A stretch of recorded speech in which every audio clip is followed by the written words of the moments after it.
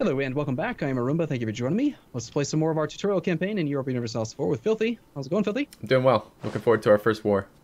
All right, so we're going to speed 3 and wait till we have 20 spy network strength and see if anything else interesting pops up. Every single nation is doing everything we've just done. They're fabricating claims, forming alliances, they're interacting with trade nodes. They're doing all kinds of stuff. There's a lot going on out there. Cool. I did move our army a little bit closer. Let's actually move it back to Inverness. I don't want to keep it right on the border of England. Okay. But we will put it a little bit closer to Tyrone. Yeah, we're at 7.3. We do have 20 against England. If we had no claims against England, this would be the break point to be able to fabricate one. But because we have the 4 ones for free, we can't do anything there. You see that the Papal State just excommunicated Florence? Yep. So because he's the Pope man, he is in charge of the clergy right now, and he has decided that he is the he's basically going to excommunicate his rival and say that you suck, you're not part of the church anymore, which gives every other Catholic nation in the game the ability to attack them for free with good reason and justification. Doesn't affect us. Basically, the Pope's just being a dick. Well, we are a Catholic nation, doesn't it? Or we're not? No, we're not. Yeah, we are. Oh, we are. But okay. Basically, he's being a jerk to his rivals because he hates his rivals. Yeah, but that gives us the ability to attack his rival if we want, right? I mean, it's super far away. We're probably not going to do. But yeah, he's too far away for us to actually be able to attack him. I highly doubt we even... You have to border him to get the free CB, if I remember correctly. So we don't get the free CB, but if we did border him, we would have one. I just brought back the diplomat from... what's this one? From France. Yeah, we have no CB available with Florence. What one? Carnal Sins. Okay, so did you get a pop-up? Yeah. You got an event. All right, cool. So we did this intentionally. You actually hosted... Or I chose Scotland first, so you would get all of the random pop-ups. So I have no idea what you're seeing. I don't get to see it. Could her lips be any redder, doubtful, hollow in the back of your mind, echo the cautioning words of priests and preachers? Is this what the sermon spoke of? The devil in a woman's body, the temptations of the flesh? Strange. As devils goes, this one looks a lot like an angel. Either way, you'll have to bring this up in your confession on Sunday.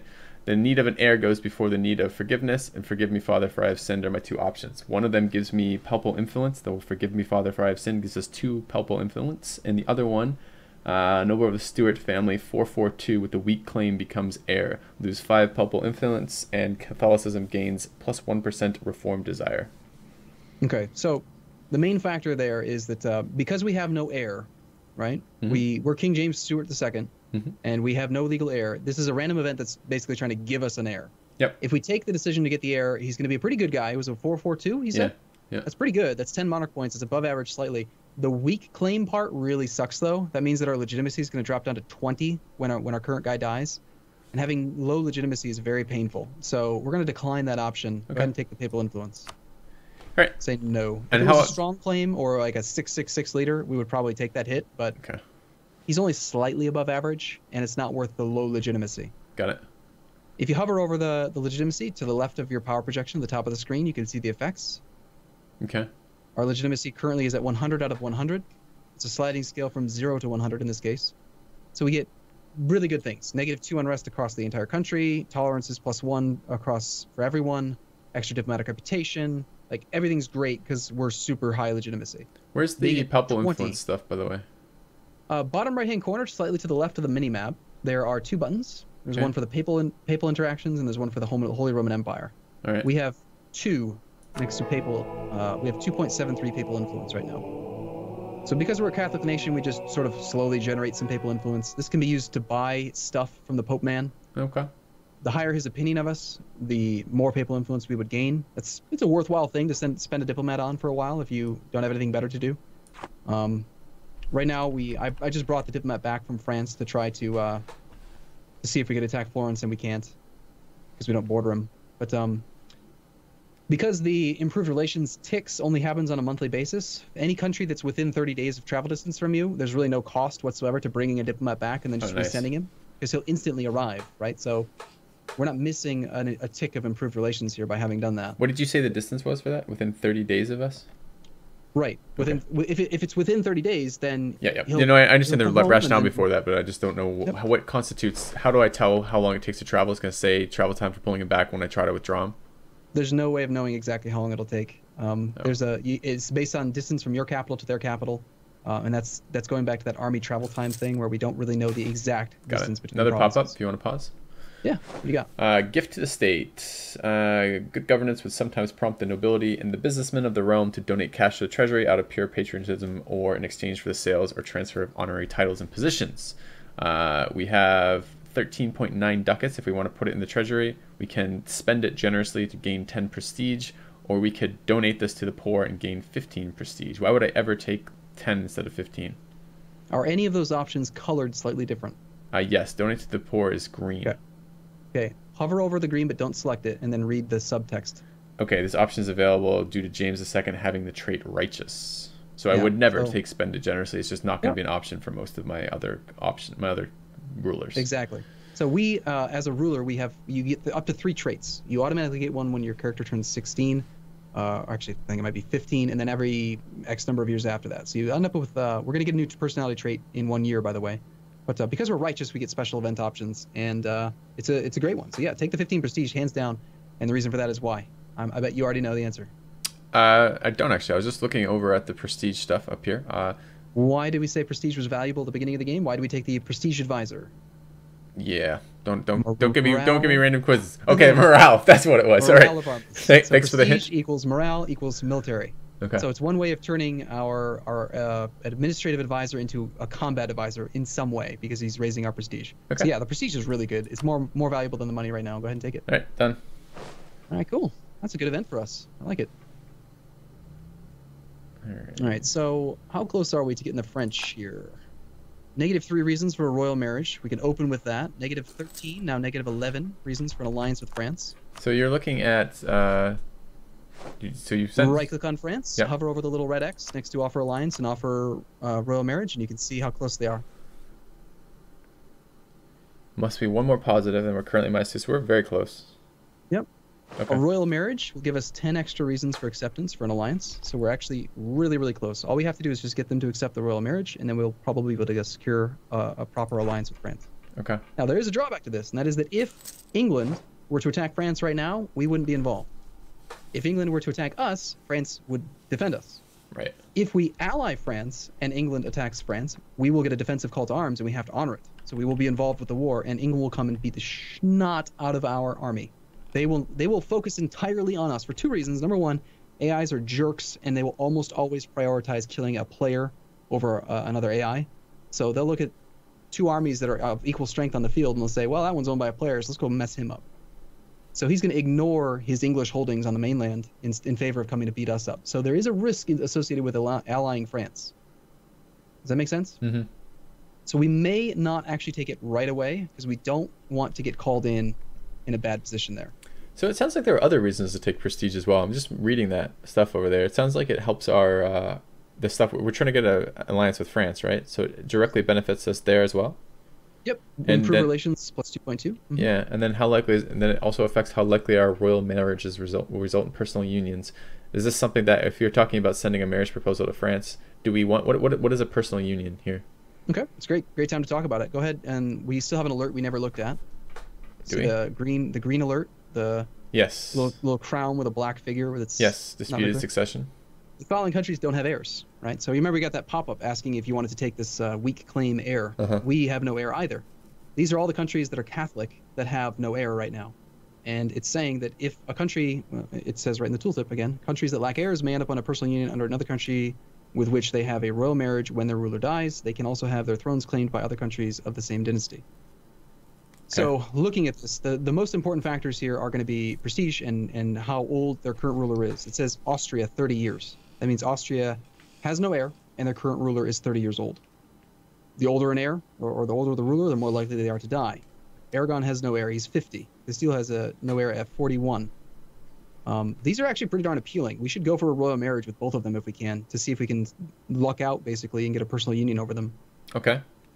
There's a lot of complicated math involved with personal unions, though, and you have to consider other royal marriages that they have. For example, Aragon is royally married to Austria, which means that Austria would be the person to get the union because Austria has more development than we do. They're a bigger nation than we are. So we're not going to be able to get that. Castile's royally married to France, so France would get the union. So we're not strong enough. We can't consider really getting it, but it's interesting. It's something that you can do. It's more of an advanced tactic to try to actually go for personal unions. but it's kind of outside the scale or outside the scope of a beginner tutorial. Okay. So, yeah, prestige is just always good. More prestige, always good. You want prestige. Okay, good to know. England actually still has no air as well, but we can't ally them or royal marry them because we hate them. It was 20 we needed for build spy network for fabricating claims. Yes, it's the first one. Okay. And interestingly enough, you can actually fabricate claims without having a diplomat free. Don't know why. One of the few interactions you can do without having diplomat. So once that becomes available, we don't even need to retract the spy. We're just going to click that button. Okay, so we're gaining 1.39 every month. That means we're a few months away. Let's go ahead and raise maintenance on our army in preparation for having the claim. Right, about 4 more months we'll have enough to get the claim. We want our morale to be at full at that point. All right, so I click on the guy. Where was the actual slider? F1, 4. Oh, it's out of diplomacy, or not diplomacy, out of economy rather. Yep, and you can either slide it or you can just click all the way to the very right of it and just, you know, grab it up to the full value. So go ahead and raise our maintenance to full. Okay. And now notice how we're at that red and green next to the army is very, very much red. Yes. Only a tiny little bit green. And you can see we're slowly starting to recover morale. So as our army's recovering morale, we're more comfortable having it on the borders of England. We'll bring it a little bit closer. We're going to come down here. Okay. Next thing, we've still got a relationship slot free. Let's go ahead and see if Ulster here is going to be willing to give us military access. So we need a diplomat for that. Let's come back from England for now. They're very close to us, 4 days away. We'll get diplomat free. Right-click on Ulster, the nation directly east of Tyrone. And then at the very bottom, we have an interaction dialog called Access Actions. Ask for military access. They will most likely accept. It's positive 83, negative 2. Why does it say Scottish Army strength is the biggest contributing factor to that? Their threatened attitude towards Scotland, so they're intimidated. Yeah, they think we're going to kill them, which they will get killed if they don't give us military access. So let us through your borders, you little jerk. I've asked. And I guess we've had it accepted. So then, all right, just let me pause again. So I want to reassign. So now our diplomat, we want to send him back to England, right? Yes. Yep, exactly. All right, so let's sitting around doing nothing. How do I get the diplomat menu again? Right-click on any country you want to interact with. Got it, England. And I go, okay. And then I go to build spy network again, correct? Yep. Okay. Now, we don't really need to be building a spy network against England because we do have the 4 free claims from our mission. Well, I didn't think we were doing it just for the claims. I thought we were doing it for something else. I've forgotten what it was now, but... Yep, go ahead and right-click on England and take a look at our spy network strength right now. It's at 33.86. Where are you seeing that? So I right-click on them, and... Okay, I see spies over there, 33.86. Got it. Okay, the little eye patch guy. If you hover over that, now you can actually see the benefits of having 33.86. It's 6.6%. Siege ability and 3.3% reduced aggressive expansion incurred. Okay. So you could think of like from civilization, aggressive expansion is functionally equivalent to bad boy or to warmongering, right? So we're going to reduce the amount of aggressive expansion we earn, but only with England. The main thing we get from this is siege ability, and also in the future we're going to want to have more claims against them. So what is okay? We are going to want more claims because we're going to want to take the rest of their land. Yeah, if we take this land, say we take these 4 provinces and we have no claims against him, then the next claim only costs 20. Got it. Right? Because we have 0, so the first one's 20, second one's 25, etc. So just building it up is something to do if you have nothing else for the diplomat to do. Other options we could be doing right now, we could be improving relations with the Pope, so we get more papal influence over time. We could be fabricating on another 1 province minor. We could be improving relations with Castile or some other nation we want to be friends with. But it doesn't really matter too much. I'll let you choose. All right, we'll leave it in England. You had a reason for that, so I've sent it back. We can keep building our spy network, and then we can claim a couple things. Yep. Let's go ahead and size up our opponent now. We're 1 month away here. Actually, it looks like 2 months. We're not quite going to have enough. We're like barely shy of, look at that, 19.95 spy strength. Damn it. Size up our opponent. So right-click on Tyrone. Yeah. You can see in this little thing on the left his allies. He's allied with Leinster. If you want a visual representation of his alliance web, go ahead and press the E key. Yeah, I do. Left-click on Tyrone. Okay. Select them and look at it from their perspective. We can see he's allied down there to Leinster. See how he's in green and blue is his ally. Okay. So we can see that Tyrone has 5 troops, Leinster has 5 troops. And, so we will be fighting both him and his ally? Most likely, if you want to know Leinster, for sure. Do we know if Leinster has open borders with these other, or military access with these other stuff near it? Can he actually deploy his army if he doesn't? That's a great question, and yes, you can find out. There is no military access map mode. Don't ask me why. It would make all the sense in the world to have one, but there isn't one. Right-click on Leinster, and on the left-hand side, you can see all those things. He's got the alliances, the royal marriages. If he had military access, it would look like this. Right click on our country. You see how there's that little blue arrow? I'm on it. I right clicked there. The second one from the bottom. Okay, that's a blue arrow. I wouldn't have known that was an arrow looking at that initially. Okay, yes, I see that. Soldiers standing on a blue arrow. Got it. Ulster gives military access to Scotland. There would be a yellow arrow if they had military access through other nations. So he hasn't obtained any access because why does he need to? He's not at war. Okay. But he could do that. Yeah, he could totally do it, and they'll probably say yes. Well, we might. He'll get military access through England because England's got a province there. Okay, yeah. And he's allied to England. Yeah, makes sense. So, okay, so we're expecting to fight at least 10k troops, and our army is 13k. Got 13k, and we'll probably be able to engage them separately. So we're much stronger than they are, and we're looking pretty solid. But we got to wait one more month. Okay. Do we have enough for the? Well, I'm really excited to see how this combat works because I'm curious to see that. I want to ask questions about it once we do it. So. I noticed that we're losing a lot more money now. You press F1-4, go to our economy tab. You can see we're losing 2 ducats a month while we're at full maintenance. And this is specifically why we didn't hire more men yet. Yeah. Because if we had 5 more infantry, we'd be losing another ducat. We'd be losing 3 ducats a month right now, which is actually it's quite a bit. Will we take any sort of like pillage or plunder or something from any of the stuff when we capture territories? Yep. We're going to earn loot while we are taking the provinces, and we're also going to probably take direct money from his treasury when we end the war. Oh, excellent. All right. So we have 21 spy network strength. Go ahead and fabricate a claim on Tyrone. Okay, so I right-click on them to get that over, and then I click Fabricate Claim. Fabricate Claim, it would cost us 20k. Let me just make sure this is Tyrone. Tyrone selected. Okay, yes. Yep, now notice Fabricate Claim only shows 1 province listed. That's because they only have 1 province. If we were fabricating against England, we would see a whole bunch of provinces to choose from in alphabetical order. So go ahead and say yes. Done.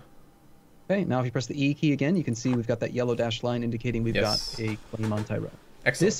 This is what gives us something called a casus belli. You wait 1 day now, and now we have a casus belli. We have a conquest CB against Tyrone. This is a justification for war. We have just cause.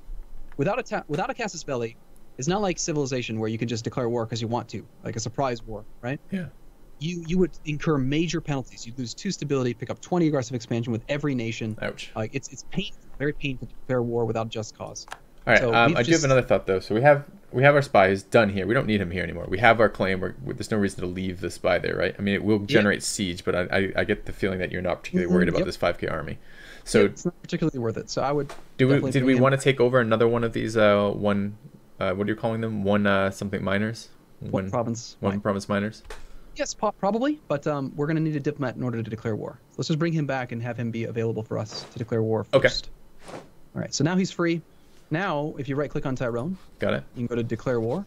Yes, I can. Okay.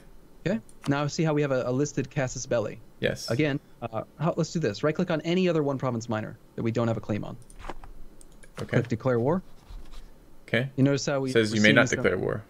Oh, that's because I don't want to have an alliance with. Let's try a different one. Okay. Declare war. Yeah. We have no valid reason to attack them. -2 stability, 2 war exhaustion, and then 20 aggressive expansion. Okay. So lots of bad things would happen if we were to declare on someone without a CB. So that's why we fabricated first.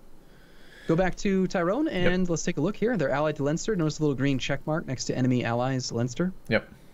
And if you hover over that, you can see his reasons for acceptance. This is saying he will honor a defensive call against us. So we're going to be fighting Leinster.